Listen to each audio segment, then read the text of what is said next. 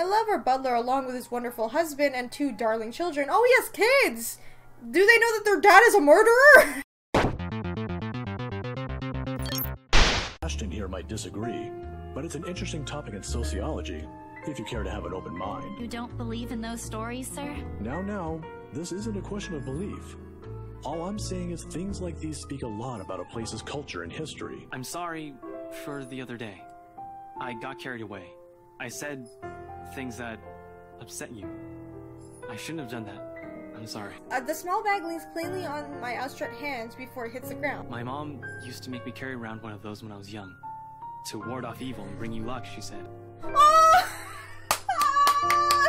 Oh my god! Hey internet, it's Jessica and welcome back to the letter. So, we are in Hannah's chapter now, and essentially what I have to do with Hannah is lower her relationship with Luke into the negatives and make sure it stays that way so that when we reach to the point of the end, I'm assuming that's where Hannah is gonna die, because she needs to die in order to get the true ending. We've had a good relationship with Marianne and Zachary, so I'm gonna see if I can get one of them together with Hannah before she goes. But yeah, let's see what happens. So this is after Rochelle says to Luke, I'm pregnant with your child, and everything kicks off. So let's see what happens here. It is now that Johannes returns with security, along with the concerning looking Officer Lee. They surround her and move to escort the hysterical woman. Judging by his pale face, he has heard the whole thing, and I feel nothing but pity for the man. Not that I believe Rochelle. Luke will never go as far as to sleep with another woman, right? That's not true. Is it, Luke? Please tell me she's just lost the plot. Don't be a blooming muppet, Hannah. Of course she's lying, creating a scandal for attention. If the baby isn't Lee's, she's probably gotten herself knocked up by one of her employees, and she's accusing me for money.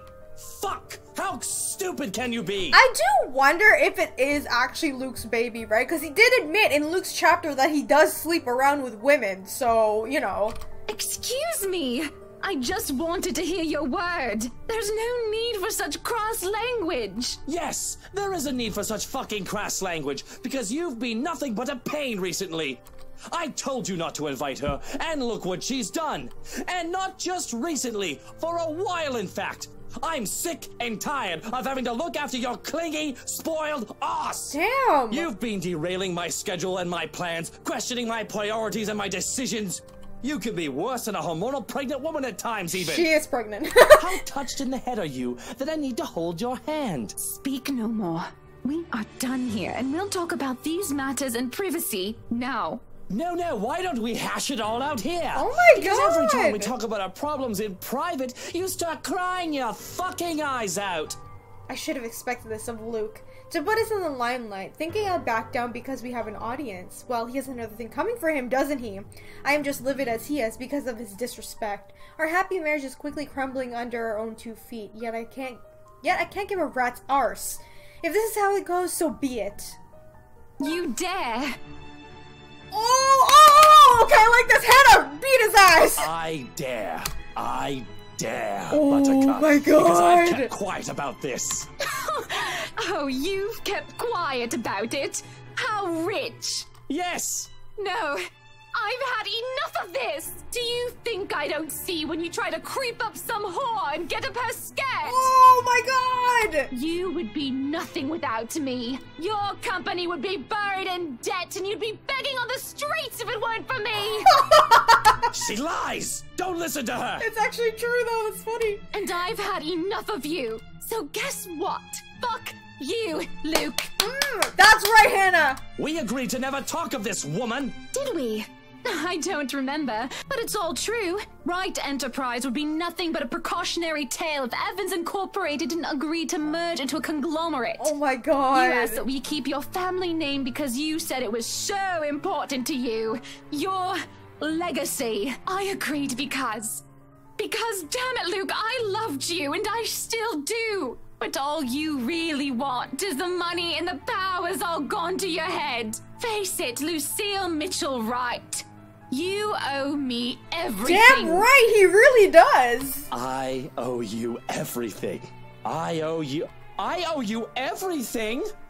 Who's running the business now while you sit at home like a pretty princess? If I recall, You told me to retire so that I can enjoy my time as Mrs. Luke Wright. That's right. I wouldn't even bother with other women if you were still Hannah Evans. You used to be your own woman. You used to be someone who I could fucking look up to. Now look at you. If I wanted some brainless bint, I'd go to the whorehouse and play any old strumpet like a fucking fiddle. Oh my god! That's all you are now.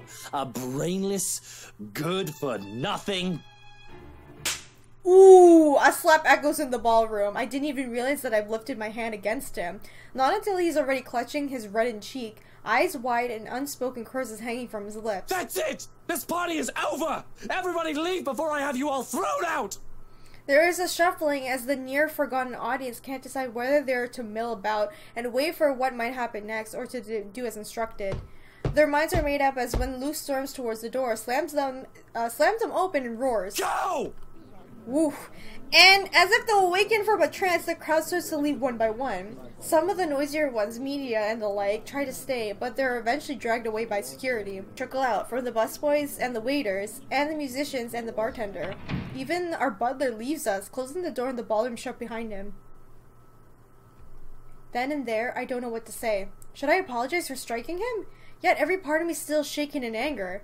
I want to scream every bit of hatred I have for him, every ounce of bitterness, things that I couldn't say before. But I also feel tired. Oh, Hannah. What am I going to do with you? He laughs. Laughs. Before I can respond, he leaves. To where? I don't know. I'll never find out, as I don't have the courage to follow him or leave this room. Slumping into the nearest chair, all I can see is his face, red and wide-eyed. His empty laugh echoes over and over again. Only the walls act as my audience now, and I can feel their accusing eyes burn into me. There will be no sleep tonight. Damn! Damn! They really went at it there! Oh my god! And come morning, as we have breakfast, the meal is silent and straightened. I cut too deeply into my sausage and almost excuse myself. Have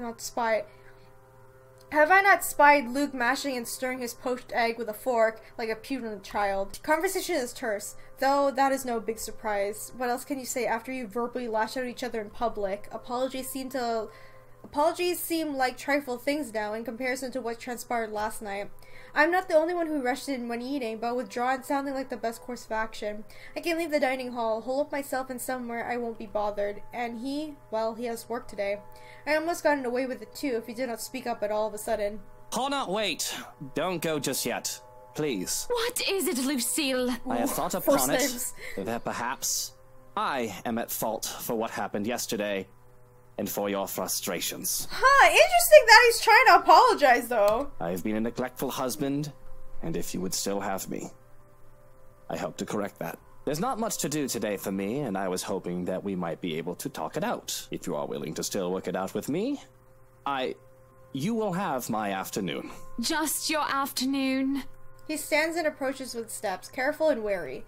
He treats me as if I'll take flight at any moment. And when he stands before me, he takes both my hands into his, ready with his declaration. You will have my afternoon and every moment after for the rest of your life, if you are willing. I hate it. I hate how he can easily make me fall in love with him all over again. Just this one chance. If you don't show up, I may very well just pack my bags and go, you hear me? Loud and clear. Off to work I go then, until later. Buttercup. His grip is tight as he kisses my hands before letting it fall. I feel lighter in spite of it all. That leaves me to the rest of the day with nothing really. I thought I'll have to spend it making plans to leave this house and him, but instead he has me worrying and feeling relieved at the same time. It's quite paradoxical. I still have plans to eschew everything and everyone until the afternoon, which is proving to be quite difficult as everywhere I look, Johan seems to appear out of thin air. I love our butler along with his wonderful husband and 2 darling children. Oh, he has kids! Do they know that their dad is a murderer? But he never seems to understand the concept of privacy or personal space at worst times. The man is often quiet, even while he works. I can forget that he's there with no trouble. It's the principle of things, however. What are you doing? He's told me to look after you. This isn't going to turn out well, you know. Pardon? You should just leave. If I were you, I'd left a long time ago. You have the choice to do so, you know. Not everyone does. Is that what you've been stalking me all morning for? To tell me to leave my husband? It is not going to turn out well, mein Freund. Looking back at Johann's, I see his usual indifferent expression painted with concern. He still stands tall with his body betrays no emotion, but his mouth is set to a grim, harsh line, and there is a slight furrow in his brow, curious and minute details that one won't find unless they care to look. And these little things troubled me. Still, if he believes that I will leave when Luke has extended an olive branch to me, well, he's wrong. And that's your opinion, Johann. If you wouldn't mind, I'd like to be left alone with my thoughts, please. If you'd like privacy, I suggest finding it somewhere else then. Somewhere outside the house, maybe? I'm going to my room. Tell Luke that I'll be waiting for him there. I'd really rather not. That's an order, Johannes. Why would he not want to? Okay. The remaining hours pass with little fanfare, as my wish to be alone is respected. I only see Johann's again when he brings me my supper. I don't know what that is, along with squid ink, brooch, something that I haven't requested, but I'm grateful nonetheless. And once more after that, to clear my plate away and inform me that Luke is back home. I'm home. Hearing him call fills me with certain dread, for reasons I can't comprehend. Perhaps I'm just nervous about this little talk of ours? Yet something at the back of my head is nagging at me. Is it irrational? But I feel myself freeze in trepidation. I have to will myself to breathe when I am conscious of the fact that I have been holding it in. Darling, love, buttercup, why aren't you answering? It's this uneasy that I answer. Upstairs, Luke! There's a moment when I am nothing but a bundle of nerves. His footsteps echo from the hallway and creak at the door sends chill down my spine. Here I am expecting a warm welcome home, and here you are locked up in the room like a shut-in. Oh, Hannah, what am I to do with you? You're looking a little bit pale. Are you all right? I must have had something funny, actually. Maybe from the party last night. Maybe breakfast or lunch. Is it the whatever she ate? Johann's had been acting really strangely while you were gone. That is true. He has been acting really weird. Do you think? Do I think what? That he poisoned you? Don't be silly. He wouldn't do such a thing unless I tell him to. Great, that's comforting, thanks! He jokes and laughs. That does nothing to ease my nausea and only makes my stomach churn even more. I try to smile and laugh along, but I cannot put on a fake face this time. Whoa, whoa, whoa, whoa, what is going on here? Noticing my discomfort, he pulls me into his arms. In his hold, I feel safe. Or I should be, at least. But there is still a stirring restlessness inside me. Don't you worry. If you are sick, I'll take care of you myself. I did tell you that you'll have my afternoon and every moment after for as long as you live, didn't I? Oh my god! I am just so worried about my poor wifey. That Rochelle woman had some nerve. And I've insulted your honor so. Remember when they were getting along in my last playthrough, Luke did say that if he wanted to, he would kill Hannah if she is making trouble for him. That was what his plan all along. To get her money, kill her, and then be like, I'm the new heir and whatever. Holy crap, is he gonna kill her? I thought the ghost was gonna kill Hannah. My poor wifey has been through so much. It is when I feel his hold turn painfully tight when the dread turns into fear. My poor, spoiled wifey, Hannah fucking Evans. Silver spoon in her mouth, never had to lift a finger in her goddamn life. Poor wifey trying to ruin everything for me. All that I've worked so hard for. She'll just take it all away. Just like that. We've got to fix that. You know, you and I, we have to make sure you don't pull a dodgy stunt like the one you did last night, even if we have to take you out of the picture permanently. It is that he presses something sharp into my back that I realize far, far too late what he holds in his hands. Why are you doing this? My life is in his hands, held hostage at knife's edge. Because... Oh my darling, god! it's never enough. I want it all. And he wishes to end it. Does he not love me anymore? Has our ties eroded so badly that he'll even go this far? This is preposterous, surreal! Yet here I am, frozen in his embrace while he holds a knife to my back. The very man I loved and trusted the most is the one to kill me. And sadly enough, this is the longest he's held me in a long while. It's contradiction, both beautiful and horrific. How did it come to this? You don't have to do this. You can still have it all, Luke. No, girl, no. Just please. Don't you love me? That makes him pause. Oh, I still do, Hana. I do love you, but you're outliving your usefulness. In fact, you're becoming a pain in the arse, just like your dear old dad. Now I'm doing you a favor, and you'll be with him again. Does that mean he killed her dad? Real soon. Dignity and grace is forgotten as I become a blubbering mess, begging to be spared. Please spill from my lips prayers to Luke for his mercy because, please, I don't want to go. I'm not ready to go. I still want a family, our family, and I want to do more. Cry about the things that I could have, should have been, a husband, children, and a home, but I'm going to be cut short.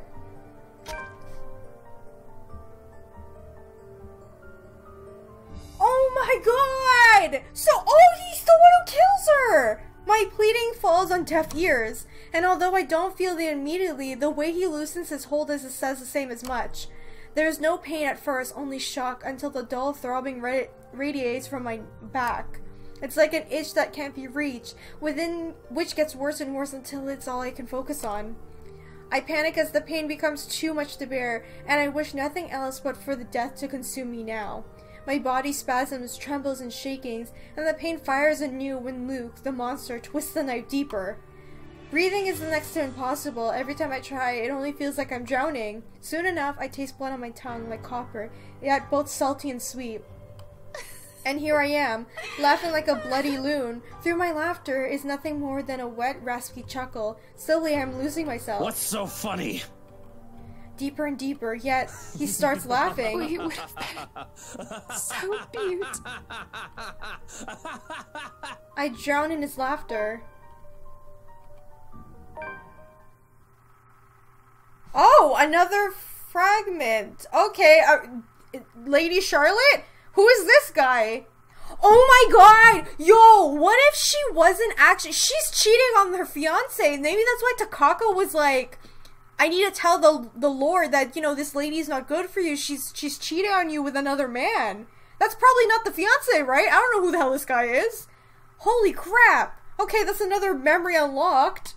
Okay, so remember when Zachary found the photo and it was all messed up and whatever? I chose to show the photo to Hannah, which I wasn't supposed to do. I'm actually supposed to go to Ash, who will then show Professor Andrew. So let's see what happens here. Sometimes I wish Ash would make himself easier to find. 24 messages, 13 phone calls, and 1 visit to his flat later. I have no idea which rock in Luxburn he went off and hide under. The guy has his own place, but refuses to stay in it. His own phone, but he doesn't answer any of his calls or give any indication he's gotten my messages.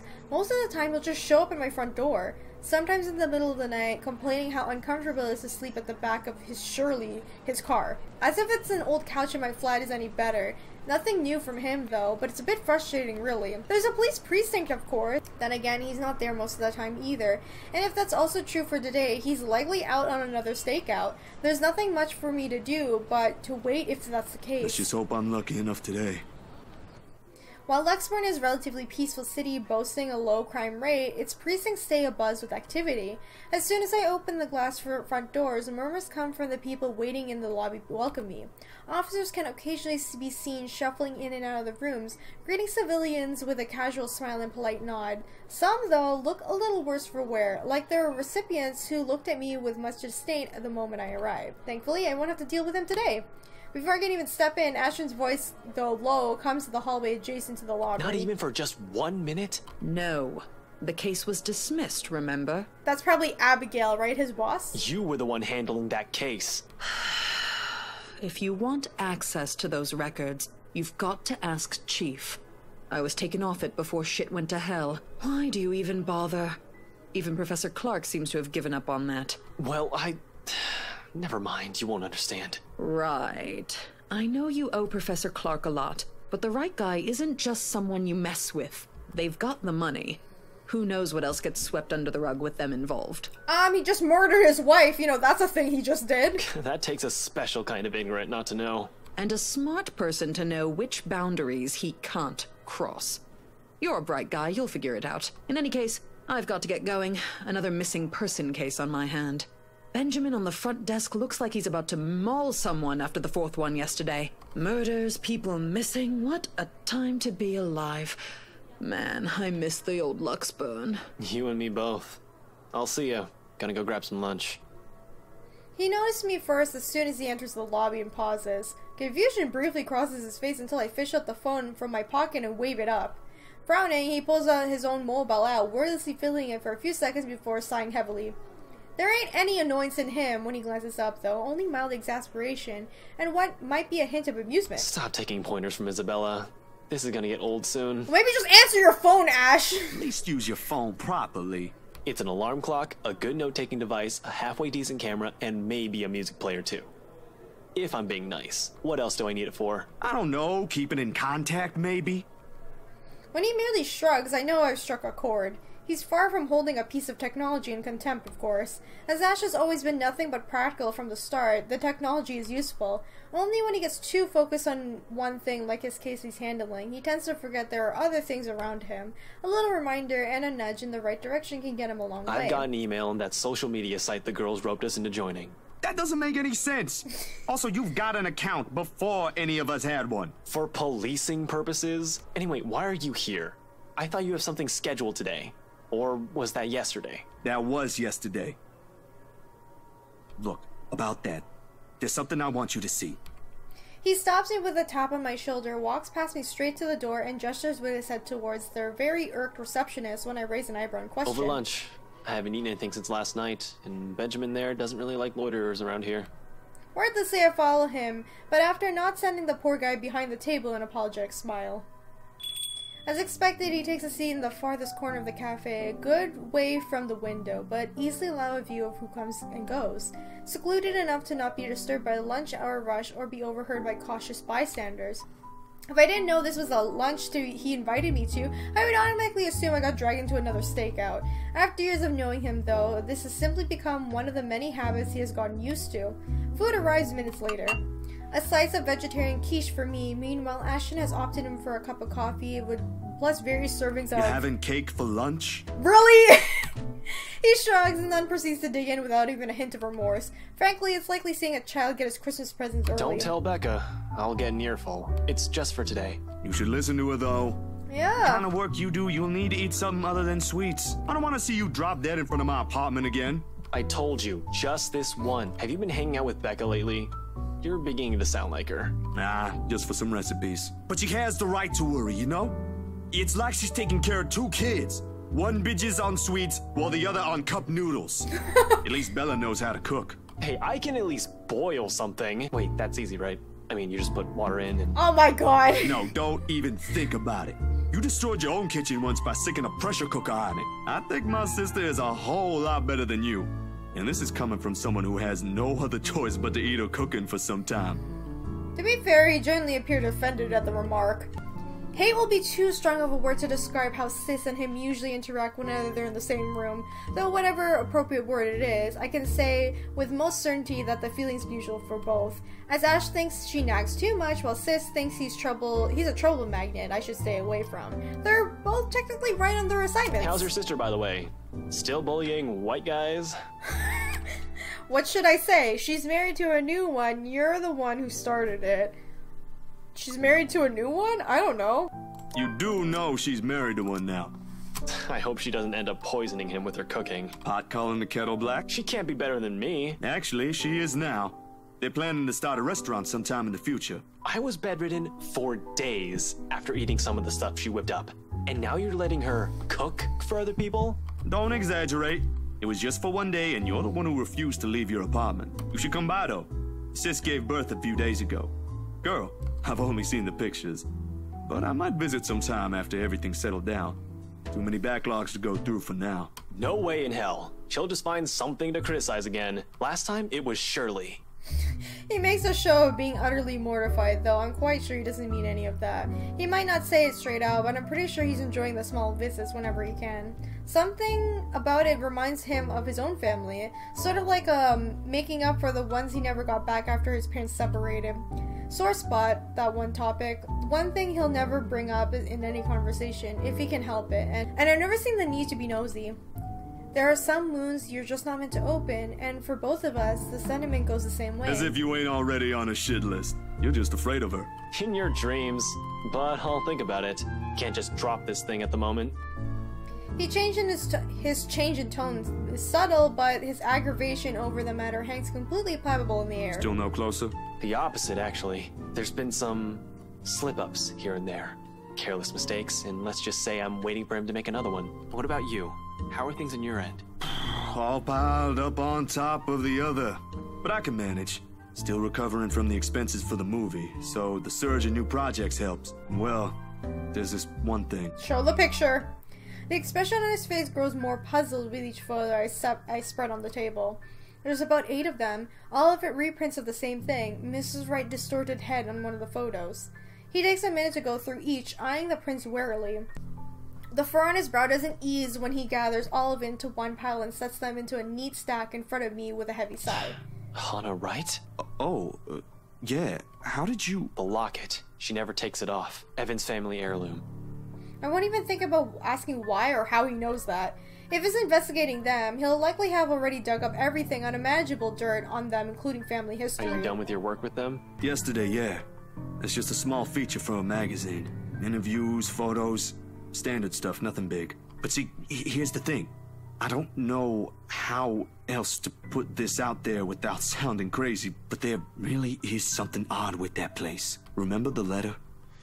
He drags in a breath, reaches up his nose and pinches it, like the action alone will help him grant all the patience in the world into the word and continue this conversation. Please tell me this isn't about that again. No, Ash, you've got to listen this time. I am listening, and I can't believe that just came out of your mouth. These are some blurred out photos, and that letter is just a stupid prank.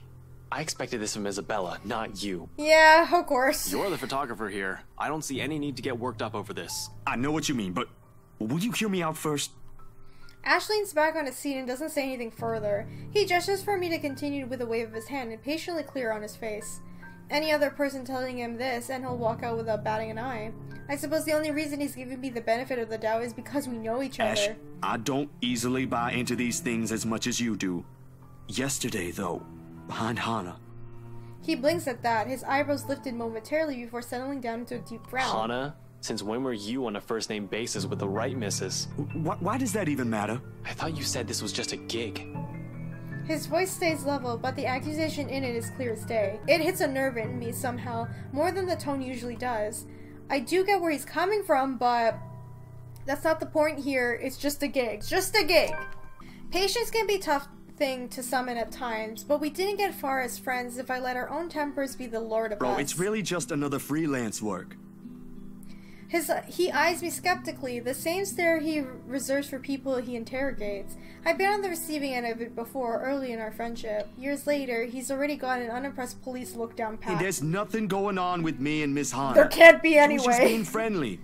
Insisted I call her by her first name. That's all. I wasn't implying any of that. You're not that sort of guy.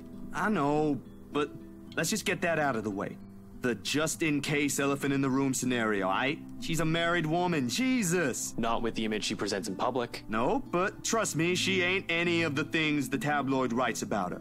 Like I read any of those. I know you don't, but keep it in mind, will you? Will do. Though I can't promise she'll get off scot-free if she's involved. And without your acting, it feels like I'm doing a solid for your girlfriend. Cut that out, will you? And I'm not asking you to. Besides, what's currently going on here is more important. Alright, lay it in. Recounting everything takes the better half of our lunch, but he manages to listen through the entire thing without a snide comment. A feat in itself, actually. At the end of it, Ash merely nods, takes out his phone, and excuses himself. Off to the far corner of the cafe for some privacy, if you can even afford to have such a thing in a place as public as this. He returns with a little while and hands me a small card. Hey, Andrew Clark! Okay, that's exactly what we need. I can't stop you if you're willing to believe in this crap. Give this guy a call. You're better off talking to him than me. He's at the public library now if you want to catch him there. He used to be my professor back in the university. Oh, no, I don't think that... Go on. I already gave him a heads up. You know I can't help you out, man. He gives my arm a tap and walks off, mumbling about checking back how things are at the precinct. I don't see his face when he leaves, but I know this is his little way of helping out despite what he doesn't voice out. Okay guys, I'm gonna end this episode right here. So that was the main thing that I needed to do with Zachary, which is to talk to the professor about the photos, so maybe he can give us more information about the mansion and what the hell is going on. But Hannah's dead, and that was really messed up that Luke was the one to kill her, because I really thought the ghost was gonna kill Hannah, because the ghost really hates Hannah because she looks like Lady Charlotte. Takako hates her a lot. So I really thought that's how it was gonna go, but no, it was terrible. That was awful. Oh my god, so Luke is pretty much unhinged at this point if you think about it. And I don't know how he's gonna react later on, but that's really messed up. So we killed the main person that we needed to be killed for this true ending. We gotta kill Marianne next, and it's gonna be horrible. Anyway, if you guys enjoyed this video, remember to leave a like, let me know in the comments what you think, and be sure to subscribe and hit the bell button so you know when I upload the next episode of The Letter. Thank you guys so much for watching, and I'll see you all in the next one. Bye!